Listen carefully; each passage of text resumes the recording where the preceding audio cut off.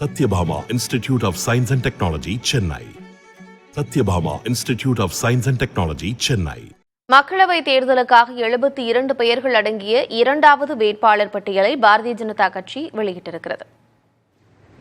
பாரதிய ஜனதா கட்சி வெளியிட்டுள்ள பட்டியலில் மத்திய அமைச்சர் நிதின் கட்கரி மகாராஷ்டிர மாநிலம் நாக்பூரிலும், அனுராக் தாக்கூர் இமாச்சல பிரதேச மாநிலம் ஹமீர்பூரிலும் களம் காண்கிறார்கள்.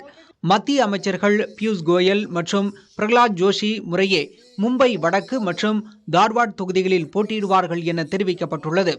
ஹரியானா முதலமைச்சர் பொறுப்பிலிருந்து விலகிய மனோகர்லால் கட்டார் அம்மாநிலத்தின் கர்னால் தொகுதியில் களம் காண்கிறார். கர்நாடக முன்னாள் முதலமைச்சர் பசவராஜ் பொம்மை ஹவேரியிலும், உத்தரகாண்ட் மாநில முன்னாள் முதல்வர் திரிவேந்திர சிங் ராவத் ஹரித்வாரிலும் போட்டியிடுவார்கள் என அறிவிக்கப்பட்டுள்ளது. கர்நாடக முன்னாள் முதலமைச்சர் எடியூரப்பாவின் மகன் PY ராகவேந்திரா ஷிமோகா தொகுதியில் களம் காண்கிறார்.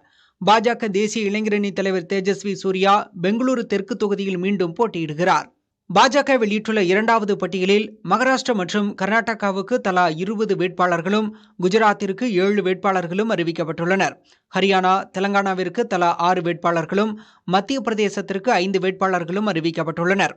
பாரதிய ஜனதா கடந்த 2ஆம் தேதி வெளியிட்டுள்ள முதல் வேட்பாளர் பட்டியலில் பிரதமர் மோடி, அமித்ஷா உள்ளிட்ட 195 வேட்பாளர்களின் பெயர்கள் இடம்பெற்றிருந்தன. பாஜக வெளியிட்டுள்ள 2ஆம் பட்டியலிலும் தமிழகத்தைச் சேர்ந்த வேட்பாளர்கள் இடம்பெறவில்லை என்பது குறிப்பிடத்தக்கது. Satyabhama Institute of Science and Technology, Chennai. Satyabhama Institute of Science and Technology, Chennai.